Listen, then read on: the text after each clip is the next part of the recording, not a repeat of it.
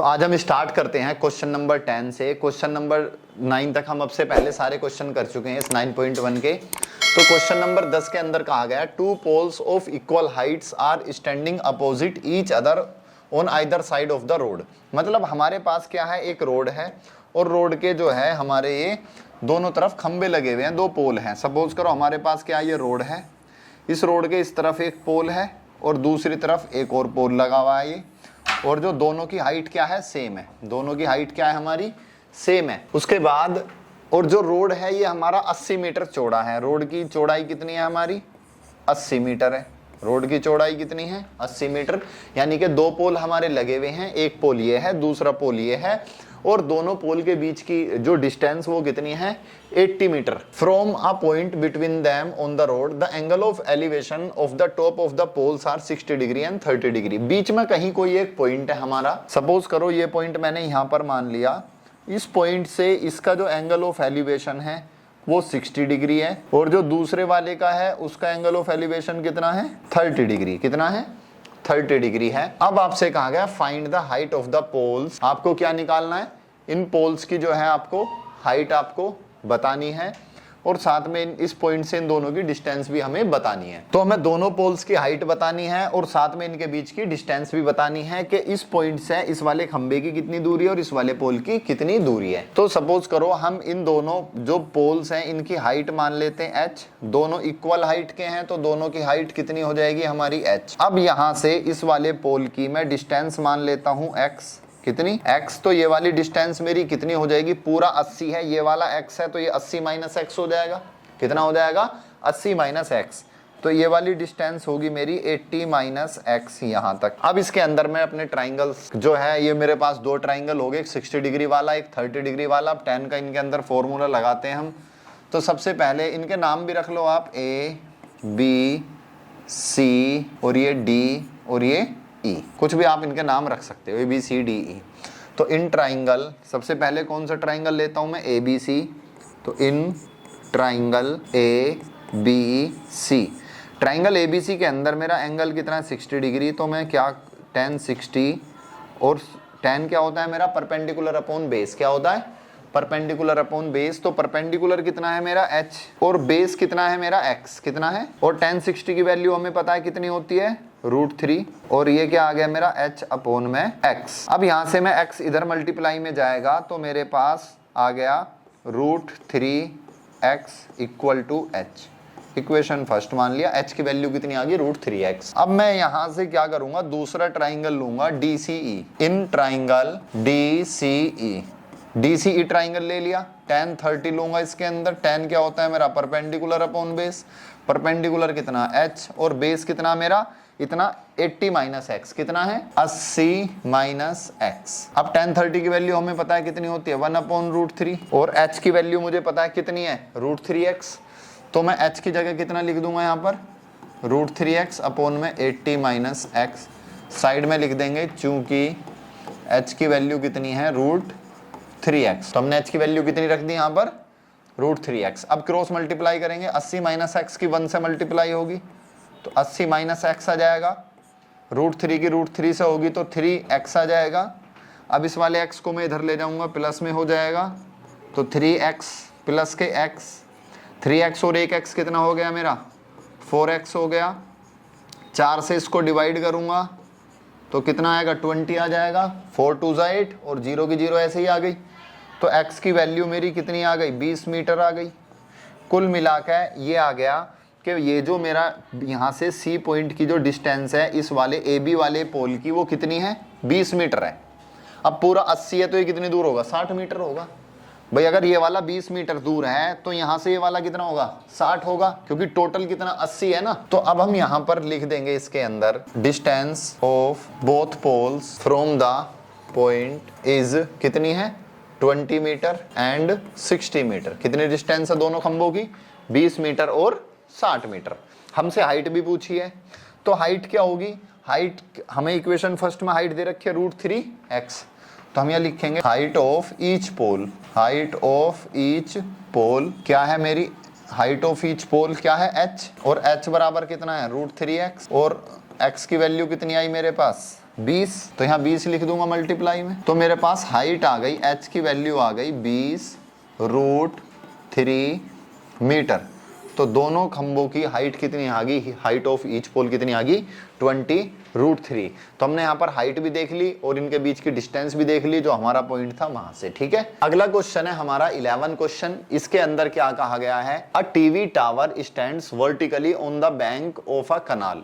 यानी कि हमारे पास क्या है, एक कनाल है, कुल मिला के ये देख लो कोई नदी है हमारे पास, इसके ऊपर क्या है, एक टीवी टावर एक खड़ा हुआ है, नहर है हमारी कोई भी इस तरह से कोई। उसके बाद from a point on the other bank directly opposite to the tower, कोई पॉइंट है आपका बिल्कुल इसके opposite to the tower, the angle of elevation of the top of the tower is 60 degree. तो कुल मिला के ये क्या है, आपकी नहर है यहाँ पर, ये यहाँ से सी से बी तक एक कोने पे इसका क्या है, कोई टावर लगा हुआ है और इसके अपोजिट में कोई पॉइंट है, वहां से इसका एंगल ऑफ एलिवेशन कितना है 60 डिग्री है।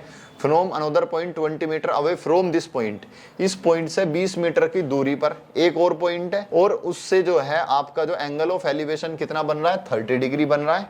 Find the height of the tower and width of the कनाल। तो हमसे क्या है, देखो सवाल को समझने से पहले जो हमारे पास ये वाली इसकी जो विड्थ है ये आपको बतानी है, ये है कनाल की विड्थ, यानी कि जो नहर है उसकी चौड़ाई आपको बतानी है। सवाल में ये कहा गया है आपके पास ये नहर है इतनी चौड़ी और इस नहर के कोने पे एक टावर लगा हुआ है, दूसरी तरफ का जो किनारा है वहां पर एक पॉइंट है हमारा सी, इस सी पॉइंट से टावर का जो ऊपर का जो एंगल ऑफ एलिवेशन है वो कितना बन रहा है हमारा 60 डिग्री। उसके बाद ये कहा गया है अगर इस पॉइंट से मैं 20 मीटर की दूरी पर आगे चलूं और तो 20 मीटर दूर जो पॉइंट मेरा आएगा, मैं 20 मीटर चल लिया, उस जो पॉइंट आएगा उसका एंगल ऑफ एलिवेशन कितना है 30 डिग्री है। तो हमसे कहा गया है आपको क्या बताना है, एक तो इस टावर की हाइट बतानी है, टावर की क्या बतानी है, हाइट बतानी है, और दूसरा इसकी चौड़ाई बतानी है, इसकी चौड़ाई मान ली मैंने x। ठीक है, तो मुझे x की और h की वैल्यू निकालनी है यहाँ पर। तो मेरे पास जो यहाँ पर देखो ट्राइंगल बन रहे हैं, तो सपोज करो एक ट्राइंगल क्या मेरा ACB, एक ट्राइंगल क्या मेरा ACB और दूसरा बनेगा ADB। ये वाला जो पॉइंट है मेरा, ये वाला जो पॉइंट है ये A है, क्या है ये A है। तो दोनों ट्राइंगल को मैं एक एक करके लेकर के सोल्व करता हूं। यहाँ पर पहले कौन सा ट्राइंगल ले लेते हैं, कोई सा भी ले सकते हो पर ACB ले लो। तो इन ट्राइंगल ACB मैंने ये वाला ट्राइंगल ले लिया ACB वाला, एंगल कितना है 60 डिग्री, तो मैं इसमें लगाऊंगा tan 60। ठीक है, अब tan क्या होता है मेरा परपेंडिकुलर अपॉन बेस, परपेंडिकुलर कितना है h और बेस कितना है मेरा x है। तो मैं क्या करूंगा, परपेंडिकुलर h है और बेस कितना है मेरा x। अब tan 60 की वैल्यू क्या होती है हमारी, tan 60 की जो वैल्यू है वो है हमारी √3, बिल्कुल ठीक, h अपॉन में x यहाँ मल्टीप्लाई में जाएगा तो कितना हो जाएगा √3x equal to h, equation first मान लो। अब इसके बाद मैं ये बड़ा वाला ट्राइंगल ले लेता हूं ADB, tan 30 की वैल्यू सोच कर रखना फिर पूछूंगा अभी, क्योंकि इसमें क्या लगेगा tan लगेगा। तो अब ट्राइंगल लेता हूं मैं बड़ा वाला, in triangle ADB, in triangle ADB tan 30 क्या होगा फिर परपेंडिकुलर अपॉन बेस, परपेंडिकुलर कितना मेरा h और बेस कितना है मेरा 20 प्लस x, पूरा यहां तक बेस है तो ये 20 है, ये x है, तो पूरा बेस कितना हो जाएगा मेरा 20 प्लस x। अब जो भी बच्चे ऑनलाइन देख रहे हैं यूट्यूब पर वो एक बार बताएंगे tan 30 की वैल्यू कमेंट सेक्शन में कितनी होती है, 1/√3, बिल्कुल ठीक, तो 1/√3, h अपॉन में 20 प्लस x आ गया मेरे पास, 1/√3 इक्वल टू h अपॉन में 20 प्लस x। h की वैल्यू मुझे पता है कितनी है √3x, तो मैं फ्रॉम इक्वेशन फर्स्ट से put value of h, h की वैल्यू रख दूं यहाँ 1/√3, ऐसे ही लिख लेता हूं, बराबर h की वैल्यू कितनी है बताओ √3x। तो इस h की जगह मैंने क्या लिख दिया √3x अपॉन में नीचे कितना है 20 प्लस x। अब यहाँ क्रॉस मल्टीप्लाई हो जाएगी, 20 प्लस x कहाँ जाएगा 1 के साथ मल्टीप्लाई में, तो ये हो जाएगा 20 प्लस x और √3 के √3 से होगी तो 3 बन जाएगा और x। अब ये जो x है ये इधर जाएगा माइनस में, तो 20 इक्वल टू 3x माइनस के x, 3x में से एक x गया तो कितने बचे हमारे पास 2x। अब 2 से 2 कैंसिल आउट और 0 आ जाएगी, तो x की वैल्यू कितनी आ गई 10 मीटर। कुल मिला के जो हमारी इसकी चौड़ाई है, जो नहर है उसकी चौड़ाई कितनी आ गई 10 मीटर आ गई। अब लेकिन साथ में मुझसे क्या पूछा है, हाइट भी पूछी है इसकी, ठीक है, क्या पूछी है हाइट ऑफ टावर। अच्छा, जैसे हमने यहाँ पर इसकी जो कनाल की विड्थ मानी है वो x है और टावर की हाइट कितनी मानी h है, तो ये बात मुझे लिखनी पड़ेगी। क्या करना पड़ेगा, ये बात मुझे लिखनी पड़ेगी। अब मैं कहाँ लिखूं, इसको थोड़ा ऊपर कर देता हूं। तो मुझे यहाँ पर लिखनी पड़ेगी ये बात, let height of tower h and width of canal कितनी है x, width of canal x metre. ठीक है जी, ये बात हमें लिखनी पड़ेगी। तो हमने ये बात यहाँ पर लिख दी है। अब आपको जो है ये थोड़ा सा क्वेश्चन में छोटा कर देता हूँ जिससे आपको देखने में कोई समस्या ना आए। आपने क्वेश्चन तो देख ही लिया है फिलहाल, ठीक है जी। और जो मेरा ये था इसको और थोड़ा सा मैं, ये मेरी x हो गई और ये वाली हाइट क्या होगी मेरी h हो गई और ये पॉइंट क्या हो गया मेरा a हो गया, ठीक है। और जो साइड का है मैं इस सब को मिटा देता हूँ, ये लो, अब हो गया क्लियर बिल्कुल, ठीक है। तो ये क्वेश्चन हमारा, अब यहाँ तक हमारे पास इसकी विड्थ कितनी आ चुकी है, 10 मीटर आ चुकी है और साथ में हमसे क्या पूछा है, हाइट ऑफ टावर। तो पहले लिख लो विड्थ ऑफ कैनाल क्या मानी थी x और x की वैल्यू कितनी आई है हमारी 10 मीटर, कितनी 10 मीटर। अब दूसरा क्या पूछा है हमसे, हाइट ऑफ टावर क्या है हमारी h और h की वैल्यू कितनी थी मेरे पास √3x, तो √3 और x की वैल्यू कितनी थी 10, तो 10 यहाँ आ गया मल्टीप्लाई में, तो ये आ गया 10√3 मीटर। क्लियर। तो यहाँ हमने हाइट ऑफ टावर बता दी है, विड्थ ऑफ कैनाल बता दी है। पहले मैंने क्या करा, ये वाला ट्राइंगल लिया 60 डिग्री वाला, उसके बाद मैंने ADB ट्राइंगल लिया, 60 वाला ट्राइंगल लिया तो h की वैल्यू आ गई। फिर 30 वाला ट्राइंगल लिया तो वहाँ मेरे पास ये इक्वेशन आ गई। यहाँ से मैंने h की वैल्यू उठा के यहाँ पुट कर दी, पुट करने के बाद क्रॉस मल्टीप्लाई करी, सोल्व करके x की वैल्यू आ गई जो हमारी विड्थ थी। अब मुझे हाइट भी बतानी, हाइट मैंने पहले ही निकाल ली थी, बस x की कमी थी हमारे पास, तो मैंने हाइट लिखी और साथ में x की वैल्यू पुट कर दी, तो उससे मेरे पास दोनों चीजें यहाँ पर आ चुकी हैं जो भी सवाल के अंदर पूछी गई थी। अब आता है इसके बाद हमारा 12वां क्वेश्चन। 12वें क्वेश्चन के अंदर कहा गया है from the top of a 7 metre high building, कोई 7 मीटर ऊंची बिल्डिंग है हमारी, ठीक है। तो पहले बिल्डिंग बना लेते हैं, उसके बाद बिल्डिंग बनाने के बाद दूसरा काम करेंगे। तो ये हमने 7 मीटर ऊंची अपनी क्या बना ली, बिल्डिंग बना ली। The angle of elevation of the top of a cable tower is 60 degree and angle of depression of its foot is 45 degree. कुल मिला के यहाँ पर एक हमारा टावर भी है, केबल टावर है। तो केबल टावर और मैं बना लेता हूँ यहाँ पर, ये मैंने बना लिया अपना केबल टावर, ये मेरा हो गया एक केबल टावर। तो ये बना दिया हमने एक केबल टावर। कोई टावर है ये हमारा कुतुब मीनार के जैसा, कैसे भी मान लो आप इसको। अब ये कहा गया है, ये हमारी क्या है, ग्राउंड है। अब ये कहा गया है इसके टॉप से यहाँ तक का, इसके टॉप पे देखते हैं तो एक ये एंगल ऑफ एलिवेशन कितना है हमारा, एंगल ऑफ एलिवेशन है हमारा 60 डिग्री। अब ये बोला है अगर हम ऊपर ना देखें इस टावर के, कहाँ देखें, नीचे देखें, तो जो हमारा एंगल ऑफ डिप्रेशन कितना है 45 डिग्री। अगर ये 45 होगा तो मेरा ये भी कितना हो जाएगा, 45 हो जाएगा। दोनों एंगल क्या होते हैं, बराबर होते हैं हमारे। अब मेरे पास कुल मिला के क्या है, एक ट्राइंगल, मैं इनका नाम लिख देता हूँ ABCDE। अब मेरे पास एक ट्राइंगल बन गया ABE और दूसरा ट्राइंगल क्या बन गया मेरे पास BCD, दो ट्राइंगल बन गए। हमसे पूछा है determine the height of a tower, तो इस वाले टावर की मुझे हाइट बतानी है। इसकी हाइट कितनी मान ली मैंने h, तो लिखना पड़ेगा, लिख देते हैं पहले, let the height of the tower कितनी है h। अब ये बताओ सबसे पहले, मैं ये वाला, इसकी हाइट मुझे बिल्डिंग की दे रखी है कितनी है 7 मीटर, तो पहले मैं इससे ये बेस निकाल लूं, क्योंकि जितना बेस मेरा ये होगा उतना ही ये होगा। अगर जितना CD होगा उतना ही तो BE होगा, तो मैं CD निकाल लेता हूं यहां से। तो फिर मैं आसानी से क्या कर सकता हूं, ऊपर वाले ट्राइंगल को सोल्व करके AE निकाल सकता हूं। और कुल मिला के अगर मेरे पास ये AE आ गया और BC तो मुझे पता है यहाँ तक तो 7 है, कितना है 7 है ना, ये वाला हिस्सा तो इतना, ये भाई ये वाला बिल्डिंग वाला हिस्सा 7 है, तो यहाँ तक भी तो 7 ही रहेगा इतना। ये बस मुझे ऊपर की अगर ये वाली हाइट पता चल जाए AE, तो मैं 7 में जोड़ दूंगा, आंसर आ जाएगा। 7 में उसको क्या कर देंगे हम, प्लस कर देंगे। तो सबसे पहले ट्राइंगल ले लेते हैं BCD। In triangle BCD, triangle BCD जब मैं ले रहा हूं तो 10 45, वैसे 45 पे मैंने बताया था जब कभी भी 45 एंगल हो तो परपेंडिकुलर बेस सेम हो जाते हैं। अगर ये 7 है तो ये भी कितना हो जाएगा, 7 ही हो जाएगा। कैसे हो जाएगा वो देख लेते हैं। 10 क्या होता है, परपेंडिकुलर अपॉन बेस। परपेंडिकुलर कितना है मेरा 7 और बेस कितना है मेरा CD, बेस कितना है CD। 45 की वैल्यू 1, 7 अपॉन CD मल्टीप्लाई में जाएगा तो CD की वैल्यू आ गई 7 मीटर। CD आ गया हमारे पास। अब जितना CD है उतना ही क्या है BE जो है वो बराबर किसके है, सी डी के यानी बराबर 7, बी ई भी कितना आ गया 7। भाई यहाँ से यहाँ तक अगर 7 है तो ये भी कितना होगा, यहाँ से बिल्डिंग तो बिल्कुल सीधी वो है ना दीवार, तो ये भी कितना हो जाएगा मेरा 7 हो जाएगा। बी ई कितना आ गया मेरे पास 7 आ गया। अब मैं ट्राइंगल लेता हूँ कौन सा, A B E. In triangle A B E, triangle A B E लूंगा तो एंगल कितना है 60 degree, tan 60 perpendicular upon base, perpendicular कितना ए ई और बेस कितना बी ई, परपेंडिकुलर कितना ए ई और बेस बी ई कितना है 7 आएगा। अब tan 60 की वैल्यू क्या है हमारी, tan 60 की वैल्यू हमारी √3 ए ई अपॉन में 7 जाएगा मल्टीप्लाई में, तो ए ई की वैल्यू हमारे पास आ चुकी है। जब 7 की मल्टीप्लाई होगी तो 7√3 मीटर। लेकिन कुल मिलाकर ए ई लंबाई थोड़ी है टावर की लंबाई तो यहाँ से शुरू है और यहाँ तक है, और ये वाली डिस्टेंस कितनी आई है 7√3। भाई यहाँ तक की डिस्टेंस तो मुझे पता चल गई ये वाली 7√3, लेकिन मुझे इसको साथ में भी तो ऐड करना पड़ेगा टोटल। तो हाइट ऑफ टावर h बराबर कितनी होगी, ए ई प्लस ई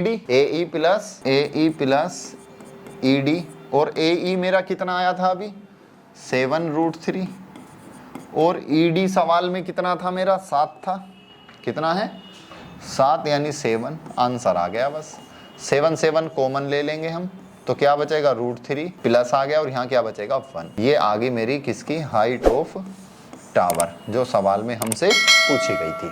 ठीक है, यहाँ तक हमारे 12 क्वेश्चन कंप्लीट हो चुके हैं। तो आज हम सोल्व करेंगे क्वेश्चन नंबर 13, जिसके अंदर क्या कहा गया, an observe from the top of a 75 metre high lighthouse from the sea level.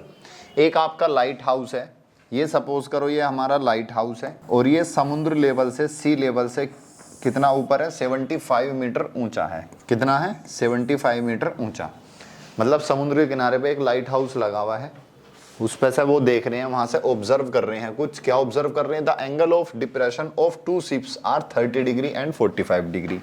कोई 2 शिप्स आ रहे हैं, एक शिप यहाँ पर है और दूसरा शिप आपका यहाँ पर है।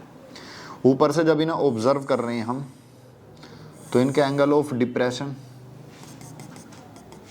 तो एंगल ऑफ डिप्रेशन कितना कितना है, एक का 30 डिग्री एक का 45 डिग्री। जो ये वाला है ये कितना है 30 डिग्री, और ये वाला कितना है 45 डिग्री। इसी का अल्टरनेट एंगल ये हो जाएगा कितना आपका 30 डिग्री, और इसका अल्टरनेट एंगल क्या हो जाएगा ये वाला 45 डिग्री। हमसे पूछा गया है, if one ship is exactly behind the other on the same side of lighthouse, find the distance between 2 ships. इन दोनों शिप्स के बीच की डिस्टेंस हमें बतानी है। ये डिस्टेंस मान ली हमने x, क्या मान ली x मान ली। इनका कुछ नामकरण कर देते हैं, कुछ ना कुछ नाम रख दो इनका, A B C D। यहाँ पर आपका एक शिप यहाँ पर है, दूसरा शिप कहाँ पर है डी पर है, और दोनों जहाजों के बीच की दूरी कितनी है x या फिर CD। Let distance between 2 ships, let distance between 2 ships, दोनों जहाजों के बीच की दूरी, हिंदी में क्या लिखेंगे, दोनों जहाजों के बीच की दूरी कितनी मान ली हमने x मान ली, कितनी मान ली x मीटर। अब हम ट्राइंगल लेते हैं, इन ट्राइंगल ABC, पहले ABC ट्राइंगल ले लिया, त्रिभुज ABC में, हिंदी वाले लिखेंगे त्रिभुज ABC में। जब मैं ट्राइंगल ABC लूँगा तो इसके अंदर जब मैं tan 45 लगाऊंगा, tan 45, tan क्या होता है परपेंडिकुलर अपॉन बेस, लंब बटे आधार, तो परपेंडिकुलर कितना मेरा 75, कितना है 75, और आधार कितना है इसका BC, आधार कितना है इसका BC, तो tan 45 की वैल्यू कितनी होगी हमारी 175 अपॉन में BC, BC मल्टीप्लाई में जाएगा, तो BC की वैल्यू आ गई 75 मीटर। BC की वैल्यू कितनी आ गई हमारी 75 मीटर। अब मैं दूसरा ट्राइंगल ले लेता हूँ 30 वाला, तो triangle ABD, in triangle ABD, त्रिभुज ABD में क्या लगाऊंगा tan 30। जब tan 30 लिखूंगा मैं, तो tan का क्या फॉर्मूला है मेरा परपेंडिकुलर अपॉन बेस, लंब बटे आधार, परपेंडिकुलर क्या है मेरा 75, आधार कितना है मेरा BD, तो 75 अपॉन में BD, tan 30 की वैल्यू, tan 30 की वैल्यू 1/√3 होती है, और ये आ गया 75 अपॉन में BD, और मेरा BD मल्टीप्लाई में जाएगा √3 75 के साथ में जाएगा मल्टीप्लाई में, तो BD बराबर कितना आ गया 75 √3। अब इस BD को मैं दो पार्ट में लिख सकता हूँ, BD BC plus CD, BC plus, और BC मेरा कितना आ गया था 75, भाई BC कितना आया था 75, तो मैं इस पूरे को क्या बोलता हूँ 75 प्लस x, तो BD को मैं क्या लिख सकता हूँ 75 प्लस x बराबर 75 √3, इस वाले 75 को इधर ले जाओ माइनस में, तो x इक्वल टू 75 √3 माइनस के 75। अब क्या है 75 कॉमन आ रहा है हमारा, 75 कॉमन आ जाएगा तो क्या बचेगा मेरे पास √3 माइनस 1 मीटर। ये आ गई दोनों जहाज़ों के बीच की डिस्टेंस। क्या आ गई, दोनों जहाज़ों के बीच की डिस्टेंस जो हमसे पूछा गया था। सवाल ये था आपके सामने कि हमारे पास कोई लाइट हाउस है, वहाँ से दो एंगल के जो आपके एंगल ऑफ डिप्रेशन बन रहे 30 डिग्री 45, तो 30 का ये अल्टरनेट एंगल आप देखोगे 30, इसका 45 हो गया। दोनों ट्राइंगल लिए मैंने, एक 45 वाला एक 30 वाला, 45 वाले से वैल्यू BC की आ गई और 30 वाला लिया तो वहाँ से मेरी x की वैल्यू निकल करके आ गई जो मैंने दोनों जहाज़ों के बीच के मानी थी। हम स्टार्ट कर रहे हैं क्वेश्चन नंबर 14। क्वेश्चन नंबर 14 के अंदर हमसे कहा गया है हमारे पास 1.2 मीटर एक लंबी लड़की है जो यहाँ पर खड़ी हुई है। इस लड़की की लंबाई कितनी है हमारी 1.2 मीटर, ये वाली जो लंबाई है। अब यहाँ से लड़की देख रही है जो बलून है उसका जो एंगल बन रहा है वो कितना है हमारा 60 डिग्री है, कितना 60 डिग्री, और इस बलून की जो हाइट है वो कितनी है 88.2 मीटर है। कहाँ से, हमारे ग्राउंड से। थोड़ी देर बाद होता क्या है, ये कुछ आफ्टर सम टाइम कुछ समय बाद the angle of elevation reduce to 30 degree. कुछ देर बाद ही आपका बलून आगे जाता है, जब ये आगे जाएगा तो आपका एंगल रिड्यूस हो गया, 60 से कितना हो गया 30 डिग्री हो गया। तो हमें बताना है find the distance travelled by the balloon during the interval. इस टाइम पे जो बलून ने यहाँ से यहाँ तक जो ये डिस्टेंस ट्रेवल की है, इस डिस्टेंस को मुझे बताना है। तो मैं यहाँ पर कुछ ना कुछ इनके नाम रख देता हूँ, A, ये पॉइंट B, ये C, ये D और ये वाला पॉइंट E। अब यहाँ पर दिक्कत ये आएगी, ये जो नीचे की मुझे तो डिस्टेंस यहाँ से मेजर करनी पड़ेगी, लेकिन ये 88.2 कहाँ से मान रखी हमने नीचे से, तो मुझे इसमें से 1.2 क्या करना पड़ेगा माइनस करना पड़ेगा, क्योंकि जो ये वाली हाइट है मेरी, ये वाली हाइट कितनी है मेरी 1.2 मीटर। तो जब मैं 88.2 में से 1.2 घटा दूंगा तो मेरे पास जो बचेगा वो 87 मीटर बचेगा। कितना बचेगा 87। कुल मिलाकर के यहाँ से यहाँ तक की जो डिस्टेंस है ये वाली, ये कितनी है मेरी 87 मीटर है, जो मुझे क्वेश्चन में यूज करनी है। ठीक है, ये बात क्लियर होनी चाहिए पहले। अब कोई बात नहीं, अब हम इनको 1 बाय 1 करके एक एक को सोल्व करते हैं। तो सबसे पहले हम ट्राइंगल ले लेते हैं, कौन सा ABC। इस चीज को वैसे मुझे लिखना पड़ेगा कि बलून की हाइट कितनी है, हाइट ऑफ बलून। ग्राउंड से नहीं लेंगे हम, ठीक है ना, ग्राउंड से नहीं लेंगे हम, कहाँ से लेंगे जहाँ से आँख है उसकी लड़की की, क्योंकि एंगल जो बनेगा उस हॉरिजॉन्टल के साथ में बनेगा, और वो हॉरिजॉन्टल लाइन कहाँ है उसकी आँख के हिसाब से, यानी कि जो 1.2 मीटर हमें उसको माइनस करना पड़ेगा। Height of balloon from horizontal, from horizontal एक इसकी हाइट हो जाएगी हमारी 88.2 minus 1.2 equal to 87 metre. Clear होगी बात। अच्छा, ये वाली डिस्टेंस भी हमें बतानी है, तो इस डिस्टेंस को भी क्या मान लें, x मान लेंगे, आसानी पड़ जाएगी और भी करने में, इधर उधर के नाम में तो कंफ्यूजन हो जाती है। इसको क्या मान लिया x। तो distance travelled by balloon is x, तो यहाँ लिखेंगे distance travelled by balloon, distance travelled by balloon is x metre. ठीक है जी, बलून ने कितने डिस्टेंस ट्रेवल करी यहाँ से यहाँ तक, x मीटर की डिस्टेंस ट्रेवल करी। अब हमारे पास एक चीज और है, जो AC है, AC किसके बराबर है, ED के। AC बराबर किसके है, ED, और कितने हैं दोनों 87 मीटर। कितने हैं 87 है ना, ई से डी तक। तो अब हमने सारी चीजें लिख ली हैं, अब ट्राइंगल लगाने शुरू कर देते हैं हम। एक ट्राइंगल तो यहीं लगा देते हैं, एक अगले पेज पर लगा लेंगे। तो पहले हम कौन सा लगाएं, पहले 30 का लगा लें। तो इन ट्राइंगल कौन सा, ABC, त्रिभुज ABC में इन ट्राइंगल ABC tan कितना लगेगा इसमें, ABC में तो 60 आ रहा है, इन ट्राइंगल ABC में कितना है tan 60 perpendicular upon base, perpendicular कितना AC और बेस कितना है BC, AC अपॉन में BC। tan 60 की वैल्यू कितनी होती है √3, तो ये मैंने √3 लिख दी। AC की वैल्यू कितनी थी मेरी 87, AC की वैल्यू 87 और BC की कोई वैल्यू नहीं है, BC वैसे ही लिख दिया। BC इधर आएगा तो BC की वैल्यू कितनी आ गई 87 अपॉन में √3। अब इसे यहीं छोड़ दो बस, इसका इतना रोल हो गया। अब क्या है, अगला ट्राइंगल ले लेते हैं। तो अब कौन सा ट्राइंगल लेंगे बताओ, अब ट्राइंगल लेंगे हम BED। इन ट्राइंगल यहाँ ले दूं, इन ट्राइंगल BED, त्रिभुज BED में, त्रिभुज BED में लोगे तो tan 30 है हमारा, क्या है tan 30 perpendicular upon base, perpendicular क्या हमारा DE और अपॉन में बेस कितना है हमारा BD, बेस कितना है यहाँ पर BD।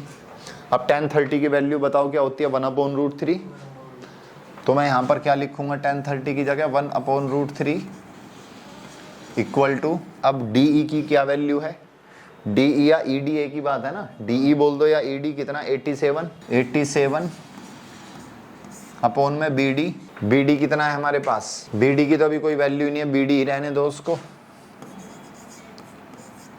ठीक है। BD इधर जाएगा मल्टीप्लाई में, तो BD बराबर कितना हो गया 87 √3 मल्टीप्लाई में। अब जो मेरे पास BD है इसे मैं दो पार्ट में लिख सकता हूं, BC प्लस CD। क्या लिख सकता हूं, BD को लिख लिया मैंने BC प्लस CD बराबर 87। अब CD की वैल्यू कितनी है X और BC की वैल्यू कितनी आई थी मेरे पास, BC की वैल्यू कितनी थी 87 अपॉन में √3, CD की वैल्यू X और इधर क्या है 87 √3। अब इस 87 √3 को मैं इस तरफ ले जाऊं माइनस में, तो मेरे पास बचेगा X बराबर 87 √3 माइनस 87 अपॉन में √3। अब 87 कॉमन आ रहा है दोनों में से, तो मेरे पास आ जाएगा X equal to 87 common √3 minus 1 upon में √3। अब √3 के √3 से मल्टीप्लाई होगी तो क्या आएगा 3 आ जाएगा, ये हो गया 3 माइनस 1 अपॉन में √3। 3 में से 1 जाएंगे तो कितने बचेंगे, 2 बचेंगे। कितने बचेंगे हमारे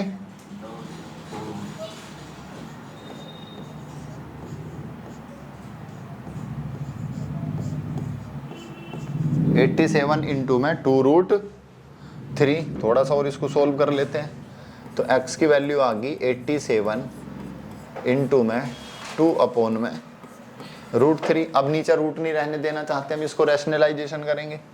तो बताओ क्या करेंगे फिर हम, ऊपर नीचे √3 से क्या करेंगे मल्टीप्लाई कर देंगे, इसमें मल्टीप्लाई करेंगे तो साथ में डिवाइड भी करेंगे। अब इस √3 की √3 से मल्टीप्लाई होगी तो क्या हो जाएगा बताओ 2 और ऊपर √3 ऐसे ही रहेगा, नीचे 3 हो गया, 3 से 1 कैंसिल आउट, 3 2 ज़ा 6, 3 9 ज़ा 27। अब 29 की 2 से मल्टीप्लाई करेंगे 58 और ये साथ में क्या आ गया हमारे पास √3 मीटर। तो ये क्या आ गई हमारी दोनों बलून के बीच की डिस्टेंस, या बलून ने जो डिस्टेंस ट्रेवल करी है वो C से लेकर D तक जो x थी उसकी वैल्यू आ चुकी है हमारी। ठीक है, सवाल आ गया समझ में, अच्छा सवाल था, समझने वाला था। हर वैसे तो हम हर एक क्वेश्चन में वही करते हैं कि भाई पहले 30 डिग्री का या 60 डिग्री का जो भी हमारे पास एंगल दे रखे हैं उन्हीं को हम लगा के 2 बार हम 10 को लगाएंगे, वहां से 2 वैल्यूज आ जाएंगी, उन्हें आपस में सोल्व कर देंगे, वैल्यू आ जाएगी। अब है हमारा इस एक्सरसाइज का ये लास्ट क्वेश्चन, क्वेश्चन नंबर 15 इसके अंदर कहा गया a straight highway leads to the foot of a tower. A man standing at the top of a tower observe a car at an angle of depression of 30 degree. एक आपका क्या है, एक highway है, उसके वहां पर क्या है, एक आपका टावर खड़ा है कोई, सपोज करो इस तरह से है। तो ये क्या है, हमारा टावर है और ये हमारी सड़क है। एक इंसान देखता है वहां से, इसके टावर के टॉप पे खड़ा है वो, और यहां से देखता है कोई कार आ रही है और इसका एंगल कितना है, 30 डिग्री है, और ये इसके टावर की तरफ को आ रही है, which is approaching the foot of the tower with a uniform speed. एक ही स्पीड से आ रही है। 6 सेकंड लेटर, 6 सेकंड बाद होता क्या है, the angle of depression of car is found to be 60 degree. 6 second बाद पहले कार आपकी यहाँ थी, थोड़ी देर बाद कार कहाँ गई आपकी, यहाँ आ गई। तो यहाँ का जो एंगल बन रहा है, एंगल ऑफ डिप्रेशन, तो ये वैसे तो बनेगा इस तरह से हॉरिजॉन्टल के साथ में, ये 30 डिग्री है तो ये भी 30 हो जाएगा, ये 60 डिग्री है तो ये भी कितना हो जाएगा, 60 डिग्री। यहाँ से यहाँ तक आने में इसको 6 सेकंड लगे हैं, 30 डिग्री से आने में 6 सेकंड। तो इसमें पूछा है find the time taken by the car to reach the foot of the tower from this point. अब यहाँ से यहाँ तक आने में, कार को बिल्कुल टावर तक आने में कितना टाइम लगेगा, ये हमें बताना है। बात आई समझ में? कोई यहाँ टावर के ऊपर, हमारा कोई जैसे जैद भाई बैठे हैं ऊपर टावर के ऊपर, तो ये टावर के ऊपर बैठे हैं, वहाँ से निगरानी कर रहे हैं, कोई कार आ रही है। कार जब इन्होंने देखी, इनको कार दिखाई दी, तो कार जो थी उस टाइम पे कुछ स्पीड पे थी और उस टाइम पे उसका जो एंगल बना वो इनकी आँख से वो 30 डिग्री था। थोड़ी देर बाद इन्होंने जैसी पलक झपकी, 6 सेकंड बाद इन्होंने देखा गर्दन घुमा के दोबारा से, तो कार आगे आ गई, उसका एंगल ऑफ डिप्रेशन कितना हो गया, 60 डिग्री। तो अब ये बैठे बैठे दिमाग ये लगा रहे हैं कि यार यहाँ से अब ये कार यहाँ तक मेरे पास तक कितनी देर में आ जाएगी, टावर के बिल्कुल नीचे तक कितनी देर में आ जाएगी, हमें बताना है। अब इसके अंदर हम कैसे बताएंगे इसको, हमारे यहाँ भी वही ट्राइंगल्स बन रहे हैं, नाम रख लो इनके A B C D। अब ये बताओ, हमें कार की स्पीड मान ली, let speed of car, let speed of car v कितनी मान ली, v मान ली मीटर पर सेकंड, कितनी है, मीटर पर सेकंड। अब यहां से यहां तक इसको जाने में कितना समय लग रहा है, ये भी हमें पता होना चाहिए। हमें नहीं पता C से B तक जाने में टाइम पूछा ना, कितना टाइम लगेगा, वो भी मान लेते हैं। लेट टाइम टेकन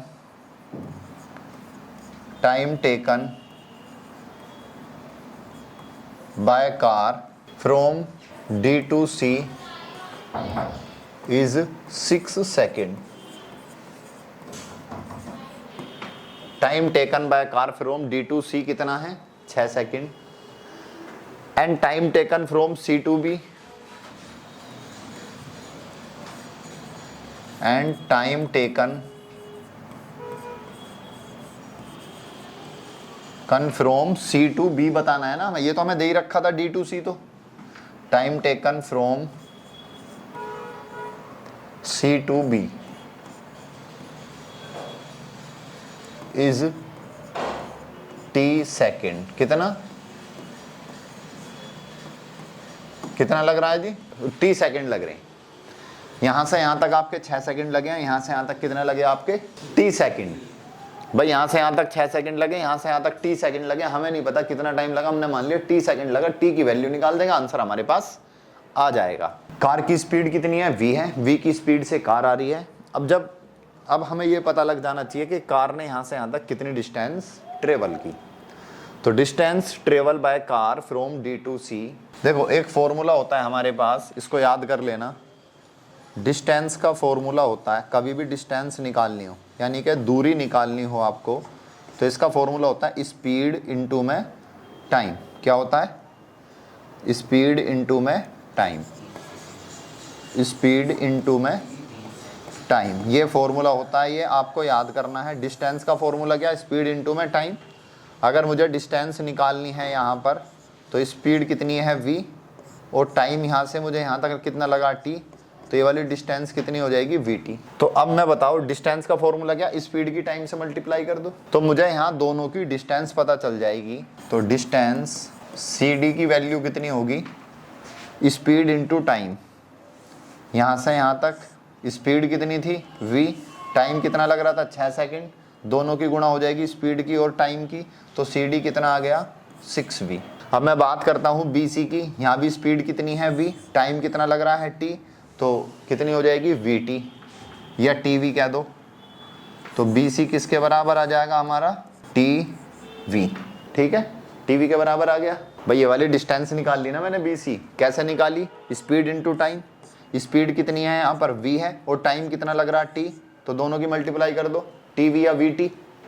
वैसे यहाँ पर स्पीड कितनी थी v, टाइम कितना लग रहा था 6, दोनों की मल्टीप्लाई कर दी 6v आ गया। कोई दिक्कत, कोई परेशानी? हाँ जी क्लियर है। चलो इसको मैं थोड़ा सा ये मिटा देता हूँ, ज़्यादा खिचड़ी सी पक गई यहाँ पर, ये उतार लिया होगा ये फॉर्मूला आपने, लिख देता हूँ मैं फॉर्मूले को अलग से, distance equal to speed into में टाइम। ठीक है जी, शॉर्ट में लिख दिया distance equal to speed into में टाइम। तो मेरा सी डी कितना है यहाँ से यहाँ तक 6v, क्योंकि v की स्पीड से आ रही है, और ये वाली डिस्टेंस कितनी है मेरी v या t या tv कह दो, कुछ भी कह दो, t को पहले लिख दो चाहे v को पहले लिख दो, उससे कोई फर्क नहीं पड़ता। मैंने दोनों जगह अलग अलग लिख दिया, कुछ जिसका मन करे tv लिख ले, जिसका मन करे vt लिख ले। चलो अब ट्राइंगल लगाने शुरू करते हैं, हम आ जाते हैं अपने उसी फॉर्म में जैसे हम करते हैं सवालों को। तो पहले ले लेते हैं 60 डिग्री वाला ट्राइंगल ABC, और फिर ले लेते हैं 30 डिग्री वाला, जिसका जो भी मन करे उसको ले सकते हो आप। और सवाल में हमें कुछ नहीं दे रखा है, बस ये टाइम ही हमसे पूछा गया है। तो in triangle ABC, in triangle ABC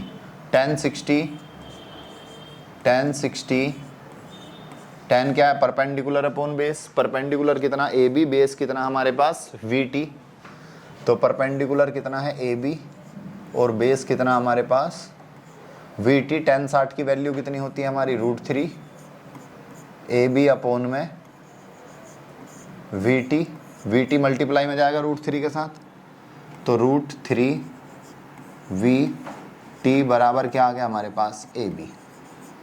इसको यहीं छोड़ दो, अगला ट्राइंगल ले लो। अब दूसरा ट्राइंगल क्या लेंगे, ABD, in triangle ABD, in triangle ABD, in triangle ABD के अंदर क्या है हमारा 10 30 परपेंडिकुलर अपॉन बेस, परपेंडिकुलर कितना मेरा AB और बेस कितना है मेरा BD, AB अपॉन में BD।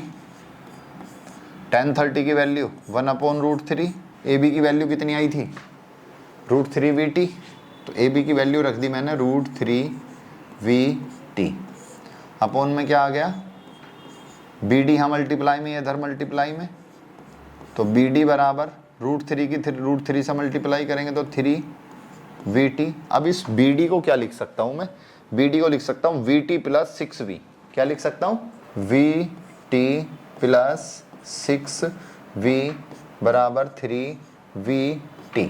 अब ये बताओ मुझे ज़रा ध्यान से, यहाँ पर ये क्या है VT, ये क्या 6V, VT इधर जाके क्या हो जाएगा -6V, ये कितना है 3VT माइनस 1VT, ये 3VT ये 1VT, तो घटे कितने बचे बताओ, 2 बचे ना, अरे 3 में से 1 जाएगा, ये 3VT है ये 1VT है, अच्छा VT जाएगा 3x माइनस x, तो यहाँ पर 3 बचेगा, 3x में से 1x जाएगा तो 2x नहीं बचेगा, x तो ऐसे ही रहेगा, 2 बचेगा। कभी भी आपसे कहा कि जी आपने जो है आपको 5 रोटी दी, आपने 5 रोटी में से 2 रोटी खा ली, तो क्या बची, क्योंकि जी रोटी खा ली 5 बचा वहाँ है, क्योंकि जी 5 रोटी दी थी आपको रख के और उनमें से 3 खा ली, नो कितनी बची, नो का रोटी तो खा ली मैंने, 5 बचा हुआ बस, तो ये बचेगा मेरे पास 6V बराबर 3VT में से 1VT जाएगा तो 2VT, V से V कट गया और तो 6 बराबर 2T, 2 से 6 कट गया, 3 सेकंड आ गया आंसर। तो यहाँ से यहाँ तक उसको जाने में कितना समय लगेगा जी, 3 सेकंड। सी से लेकर बी तक जाने में कितना टाइम लगेगा उसको, 3 सेकंड। तो यहाँ पर जो है हमारा ये 9 चैप्टर कंप्लीट हो चुका है। कोई भी आपका डाउट्स है या कुछ भी सजेशन है तो आप कमेंट सेक्शन में बता सकते हो। ठीक है दोस्तों, मिलते हैं आपसे अगले सेशन में।